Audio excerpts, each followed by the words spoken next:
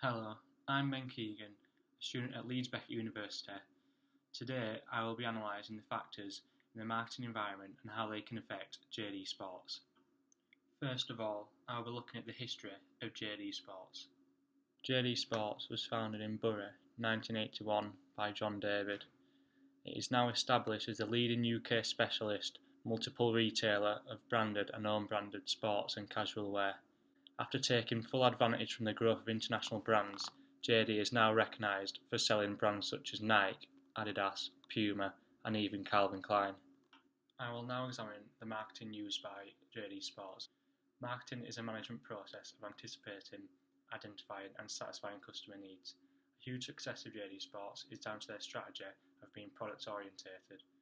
Product orientation is when an organisation believes that the high quality products are superior and customers therefore will automatically like and demand them. JD Sports uses this orientation type as they stock a large amount of global power brands such as Nike, Adidas and even fashion brands as Lacoste. From the research that JD Sports will have discovered, they will know what brands are popular. For example, they can charge up to £100 for these Nike free runs. Now I've looked at how JD Sports uses marketing, I can now discuss the marketing environment that they function in. Firstly, I will examine the macro environment. The macro environment considers the major external and uncontrollable factors that influence an organisation's decisions. One huge effect on JD Sports could be the political and legal factors of Brexit. As you may already know, Brexit is set to cause a huge decrease in consumer spending. This is because consumer confidence is low, as well as disposable income.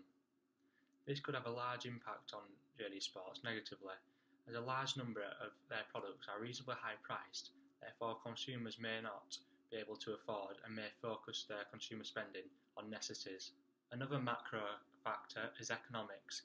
Due to Brexit, the pound is also depreciating as the exchange rates change and other trade regulations are put in place, for example, tariffs. JD Sports could suffer horrendously as they have hundreds of European stores. Therefore, if exports become more expensive, less people will be willing to buy their products, resulting in a decrease in sales. However, JD Sports are aware of these uncertainties and have still opened 20 new stores in Europe.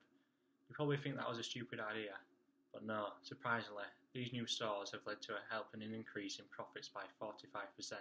Social and cultural are other factors within the macro environment. Would you believe it that obesity in the UK has increased massively? To be precise, 63% of adults are either obese or overweight. This could obviously affect JD Sports negatively, as they stock a large amount of sportswear and target consumers who exercise.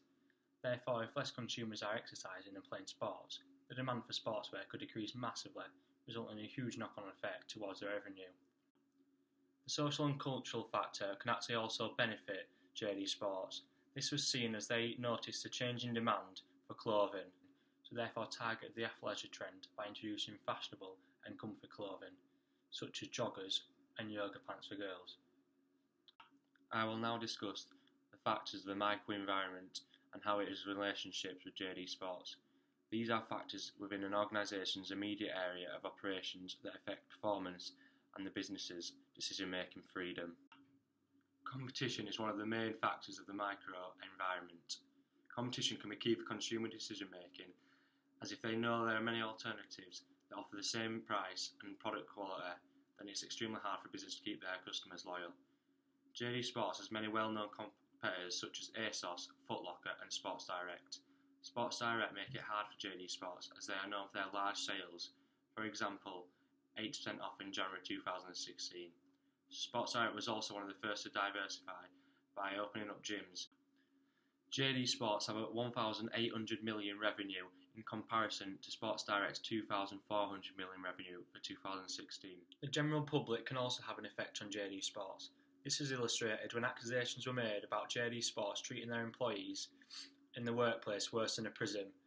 As the public strongly disagree with organisations exploiting employees and treating them unfairly, society wouldn't buy from JD Sports as it was seen morally wrong. JD Sports quickly argued to their case as sales began to drop. Fortunately for JD Sports, they regained their brand image and further that quarter they finished with record performances, just demonstrating the public was back on their side. Suppliers are also a key factor for JD Sports. As JD Sports are an intermediary, they have a large number of suppliers. If their suppliers are found out to be producing their product unfairly or not up to good quality, JD Sports' brand image can be affected massively. Nike were accused of producing products in sweatshops under horrible conditions, creating a huge dent in Nike's brand image. This then further impacted on JD Sports as they stock a large amount of Nike product. JD Sports made their suppliers complete a risk assessment to make sure they are in line with the ethical base code. This resulted in JD Sports knowing exactly where and how the products are being made to keep their customers satisfied. Thank you for watching my vlog, and I hope you've enjoyed it.